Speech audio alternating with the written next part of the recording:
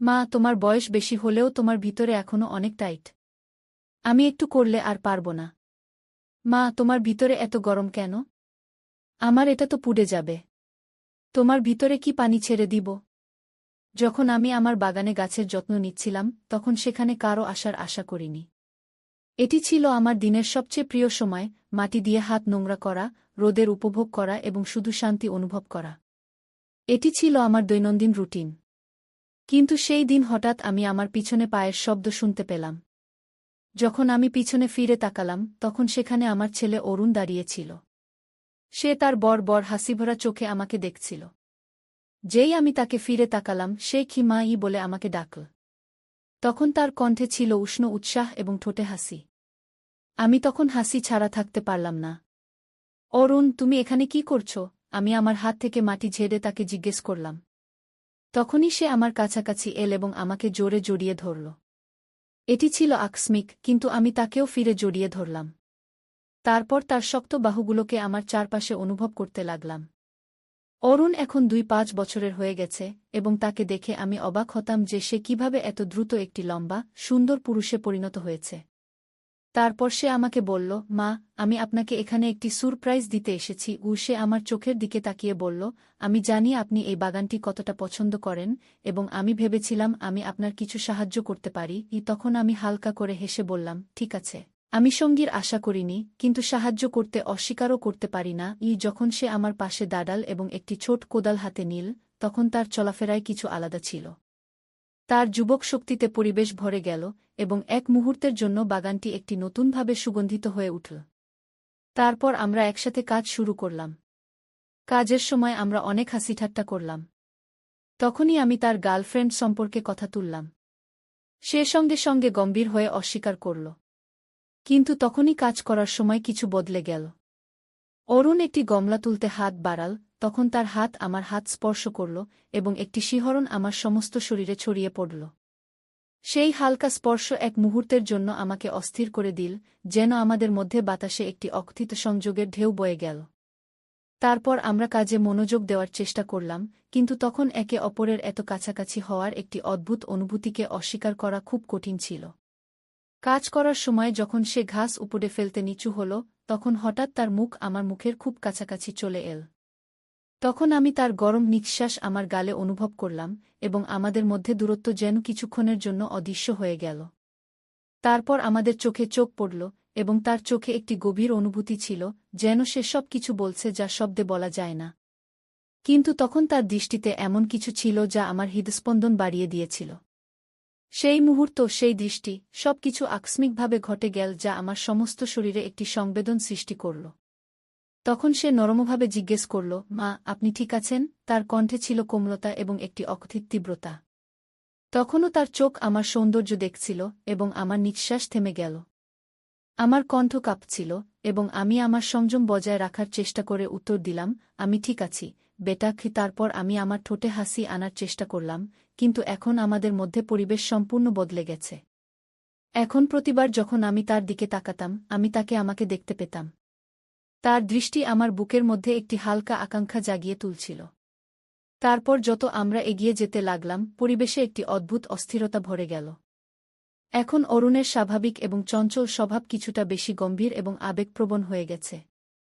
তখন সে দাঁড়াল এবং তার বাহু প্রসারিত করে আংটি নিতে লাগল, যা আমাকে তার বাবুর একটি ঝলক দেখাল।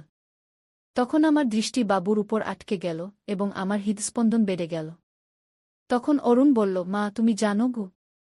তার কণ্ঠ ছিল নরম এবং অন্তরঙ্গ। সে বলল, আমি সবসময় বিশ্বাস করি যে তুমি পৃথিবীর সবচেয়ে সুন্দর নারী, কারণ তোমার চেয়ে সুন্দর নারী আমি আজ পর্যন্ত দেখিনি। তার শব্দগুলি শুধু প্রশংসার চেয়ে বেশি একটি স্বীকারোক্তি ছিল, যা আমাকে ভাবতে বাধ্য করল। এর আগে যে আমি কিছু বলতে পারি, সে আরও কাছে চলে এল। তারপর তার হাত আমাকে আলতো করে জড়িয়ে ধরার জন্য এগিয়ে এল। তার আঙুলগুলি আমার হাতের উপর একটি রেখা তৈরি করতে লাগল, যেখানেই সে স্পর্শ করল, সেখানে একটি শিহরণ ছড়িয়ে পড়ল। তখন আমি তার উষ্ণতা আমার শরীরে অনুভব করতে পারছিলাম, এবং তখন পৃথিবী আমাদের জন্য ছোট হয়ে গেল। তারপর একটি কোমল স্পর্শের সাথে সে আমার কানের পিছনে তার গরম নিঃশ্বাস ছড়িয়ে দিতে লাগল। তার আঙুলগুলি আমার গাল স্পর্শ করে সেখানেই থেমে গেল, এবং তখন আমি একটি তীব্র আকাঙ্ক্ষা অনুভব করছিলাম যা আমাকে একই সাথে রোমাঞ্চিত এবং ভীত করছিল। যখন সে আমার ভিতরের অস্থিরতা অনুভব করল, সে নিচু হয়ে গেল। তারপর তার ঠোঁট আস্তে আমার ঠোঁট স্পর্শ করল। এই চুম্বন ছিল খুবই কোমল এবং প্রশ্নবিদ্ধ, কিন্তু তখন আমি কিছু বলতে পারলাম না। তখন আমার হৃদয় দ্রুত স্পন্দিত হচ্ছিল। আমি কখনো কল্পনাও করিনি যে আমার ঠোঁট তার ঠোঁটের সাথে এমনভাবে মিলিত হবে। তখনই চুম্বন আরও গভীর হতে লাগল, যেন আমরা দুজন বহু বছর ধরে বিচ্ছিন্ন কোনো প্রেমিক। তারপর সে তার হাত আমার কোমরে রাখল এবং আমাকে আরও কাছে টানতে লাগল। তখন তার স্পর্শে আমি একটি জ্বলন্ত আগুন অনুভব করলাম, যা আমি উপেক্ষা করতে পারলাম না। তখন আমাদের চুম্বনের মধ্যে অরুণের হাত ধীরে ধীরে আমার ব্লাউজের বোতাম খুলতে শুরু করল। এখন প্রতিটি গতি ছিল চিন্তাশীল এবং অকথিত প্রতিশ্রুতিতে পূর্ণ। তারপর যেই আমার কাপড় পরতে শুরু করল, আমি ভিতর পর্যন্ত কেঁপে উঠলাম। সেই মুহূর্তে মনে হচ্ছিল যেন আমি সম্পূর্ণ অসহায় এবং অনিরাপদ হয়ে গেছি, কিন্তু একই সাথে হৃদয়ে একটি অদ্ভুত রোমাঞ্চ উঠছিল। মনে হচ্ছিল যেন সবকিছু খুলে গেছে এবং আমি নিজেকে আগের চেয়ে আরও মজাদার অনুভব করছি। সেই মুহূর্ত ছিল ভয় এবং উত্তেজনার একটি অদ্ভুত মিশ্রণ। তখন আমরা কিছুক্ষণের জন্য আলাদা হলাম এবং আমাদের শ্বাস পরস্পরের সাথে মিলিত হল। তখন আমাদের চোখ একে অপরের মধ্যে ডুবে গিয়েছিল। তখন অরুণ আস্তে ফিসফিস করে বলল, রাখো। তখন তার কণ্ঠে কিছু অদ্ভুত অনুভূতি ছিল। তারপর সে বলল, মা, আমি তোমাকে বলতে চেয়েছিলাম যে আমি তোমার জন্য কত গভীরভাবে অনুভব করি। কি এটি শুনে আমার হৃদয়ে একটি অদ্ভুত অস্থিরতা এবং ব্যথা উঠল। তারপর আমি ধীরে ধীরে আমার হাত উঠালাম এবং তার চোয়ালের কঠিন রেখা হালকা করে স্পর্শ করলাম। তখন তার চোখে এমন কিছু ছিল যা আমাকে আরও কাছে টানছিল। তখন আমি কিছু না বলে তার ঠোঁটের দিকে ঝুঁকে আরেকটি চুম্বন দিলাম। এই চুম্বন শুধু একটি সাধারণ অনুভূতি ছিল না, বরং আমাদের মধ্যে সেই অকথিত অনুভূতির গভীরতা দেখাচ্ছিল, যা শব্দে বলা সম্ভব ছিল না। সেই মুহূর্তে বাইরের বিশ্ব যেন কোথাও অদৃশ্য হয়ে গিয়েছিল। আমাদের চারপাশে নিস্তব্ধতা ছিল এবং মনে হচ্ছিল যেন আমরা দুজন কোনো আলাদা বিশ্বে হারিয়ে গেছি। এই মুহূর্ত শুধু আমাদের ছিল, যেখানে আমরা আমাদের সম্পর্কের সেই নতুন অনুভূতি আবিষ্কার করছিলাম, যা এখন ধীরে ধীরে আমাদের মধ্যে জাগ্রত হচ্ছিল। শেষ পর্যন্ত যখন আমরা একে অপর থেকে আলাদা হলাম, তখন আমাদের মুখ লাল ছিল এবং হৃদয় জোরে স্পন্দিত হচ্ছিল। তখন অরুণ আমাকে একটি হালকা কিন্তু মিষ্টি হাসি দিল। সেই হাসি এমন ছিল যেন সে জানত যে আমাদের মধ্যে কিছু পরিবর্তন হয়েছে। সেই হাসির সাথে সে বলল, আমি চা বানিয়ে আনি কি। এত বলেই সে রান্নাঘরে যেতে লাগল এবং আমি তাকে রান্নাঘরের দিকে যেতে দেখতে লাগলাম। তখন আমার মনে একটি অদ্ভুত অনুভূতি ছিল, খুশি, উত্তেজনা এবং কিছুটা চিন্তাও।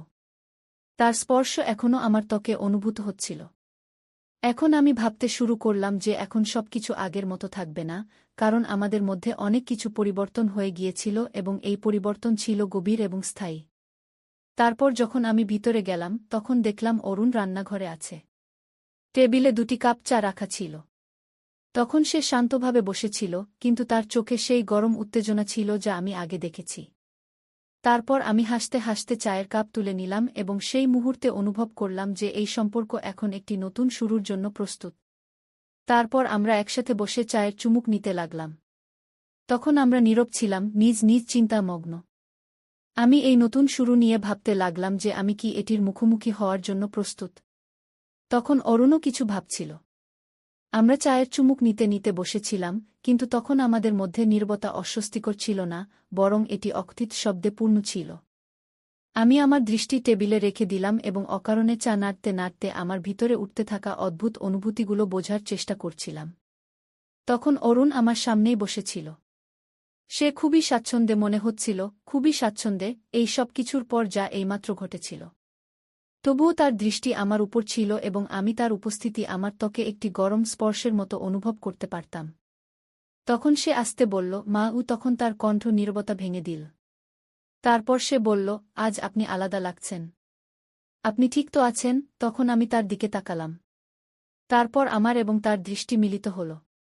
তখন তার চোখে চিন্তা ছিল, কিন্তু কিছু আরও ছিল, কিছু এমন যা আমার হৃদস্পন্দন বাড়িয়ে দিল। আমি এমন অনুভূতির সাথে অভ্যস্ত ছিলাম না, বিশেষ করে অরুণের আশেপাশে। কিন্তু আমি আমাদের মধ্যে কি যখন সে সুযোগ দিচ্ছিল, তখন আমার মনের এক অংশ চাইছিল যে সবকিছু আগের মতোই থাকুক এবং আমি এই বিষয়গুলো উপেক্ষা করে যাই। কিন্তু আমার ভেতরের আরেক অংশ, যে ইতিমধ্যে সেই মুহূর্তের গভীরতা অনুভব করেছিল, সে জানতে চাইছিল যে সামনে কি হতে চলেছে। আমি বুঝতে পারছি, অরুণ। আমি ধীরে ধীরে বললাম, তখন আমার কণ্ঠ এতই নিচু ছিল যে মনে হচ্ছিল আমি নিজের সঙ্গে কথা বলছি।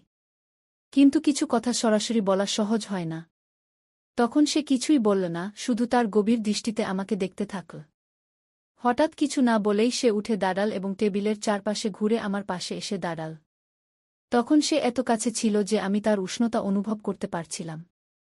আমার শ্বাস যেন থেমে গেল। এখন আমাদের কিছু বলার প্রয়োজন নেই, সে ধীরে ধীরে বলল। তারপর সে তার হাত হালকাভাবে আমার কাঁধে রাখল। আমি তার দিকে তাকালাম এবং আমার হৃদয় দ্রুত স্পন্দিত হতে লাগল। তার স্পর্শ কোমল ছিল, কিন্তু তাতে এক অদ্ভুত গভীরতা ছিল। আমি জানতাম যে আমাকে পিছিয়ে যাওয়া উচিত, কিন্তু আমি জানি না কেন আমি তার দিকে আকৃষ্ট হচ্ছিলাম। তখন তার স্পর্শ আমাকে এক ধরনের শান্তির মতো লাগছিল।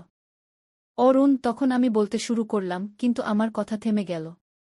ঠিক তখনই সে নুয়ে পড়ল এবং আমার কপালে একটি হালকা চুম্বন দিল। তারপর সে ফিসফিস করে বলল, সব ঠিক আছে, মা। তার ঠোঁট এক মুহূর্তের জন্য থেমে গেল, তারপর সে কিছুটা পিছিয়ে গেল। কিছুক্ষণ ভেবেই সে বলল, মা, আমি তোমাকে ছেড়ে কোথাও যাব না। তার কণ্ঠে এত কোমলতা ছিল যে আমার হৃদয় যেন এক অদ্ভুত শান্তি পেল। যখন অরুণ আমার কাঁধে হাত রাখল এবং বলল, সম্ভবত এখন আমাদের কথা বলার প্রয়োজন নেই, তখন আমি নিজেকে থামাতে পারলাম না। সে তখন তাড়াহুড়ো করছিল না, শুধু আমার সঙ্গে ছিল, আমার প্রতিক্রিয়ার অপেক্ষায় ছিল। এবং যতই আমি এটা থামানোর চেষ্টা করছিলাম, ততই আমি আমাদের মধ্যে আকর্ষণকে অস্বীকার করতে পারছিলাম না। তখন আমি অরুণের সঙ্গে নিরাপদ বোধ করছিলাম, কিন্তু এখন এটা তার চেয়ে অনেক বেশি হয়ে উঠছিল।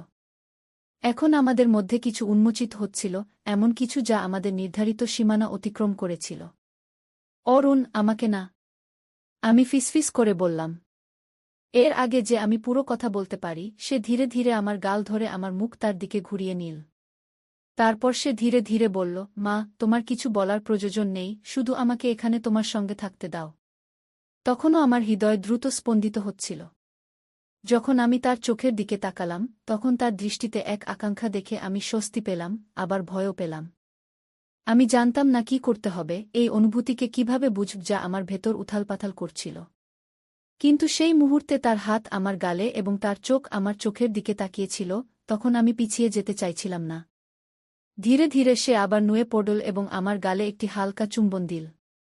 এটা তার দিক থেকে একটি ইঙ্গিত ছিল যা খুবই কোমল, কিন্তু এটা আমার মেরুদণ্ডে একটি শিহরণ ছড়িয়ে দিল।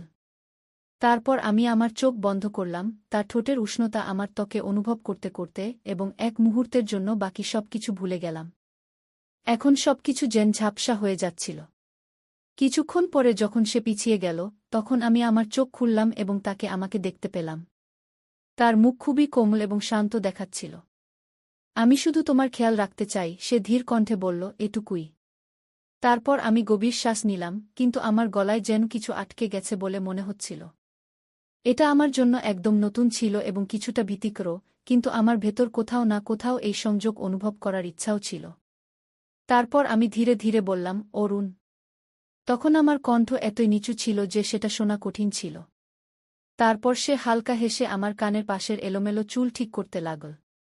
তারপর সে শান্ত স্বরে বলল, কিছু না মা, এখন আমাদের কিছু বুঝতে হবে না। এবং সেই মুহূর্তে আমি তার কথায় বিশ্বাস করলাম। তখন সম্ভবত আমাদের এখনই চূড়ান্ত সিদ্ধান্তে পৌঁছানোর প্রয়োজন ছিল না। সম্ভবত এটাই ঠিক ছিল যে আমরা শুধু এখানে একসঙ্গে থাকি এবং জিনিসগুলো নিজে নিজে সাজিয়ে নিই। আমরা দুজন কিছুক্ষণের জন্য নিঃশব্দে বসে রইলাম, কিন্তু আমাদের মধ্যে টান এখনও অব্যাহত ছিল, তবে এখন সেটা হালকা এবং সহনীয় মনে হচ্ছিল। তখন অরুণ আমাকে আর কিছু জিজ্ঞাসা করল না এবং এর জন্য আমি মনে মনে তার কৃতজ্ঞ ছিলাম।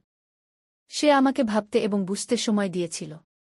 কিছুক্ষণ পরে সে উঠে দাঁড়াল এবং কিছুটা টানাটানি করে বলল, তখন তার সেই পুরনো দুষ্টুমিভরা হাসি ফিরে এসেছিল। ঠিক আছে মা। তারপর সে চোখ টিপে বলল, কেমন হবে যদি আজ আমি আমাদের জন্য রান্না করি? তখন আমি তার কথায় হালকা হেসে ফেললাম। তারপর আমি বললাম, এটা তো খুব ভালো হবে। এবং তখন সত্যিই আমি কিছুটা স্বস্তি বোধ করছিলাম। তারপর সে রান্নাঘরের দিকে চলে গেল এবং আমি উঠে ঘরের দিকে গেলাম এবং শুয়ে পড়লাম। কিন্তু আমিও তখন বুঝতে পারিনি যে আমাদের মধ্যে কি চলছিল বা ভবিষ্যতে কি হবে, কিন্তু তখন আমি ধীরে ধীরে জিনিসগুলো সামলানোর জন্য প্রস্তুত ছিলাম। যা কিছু হোক, যেভাবেই হোক, আমরা একসাথে এটি সমাধান করব।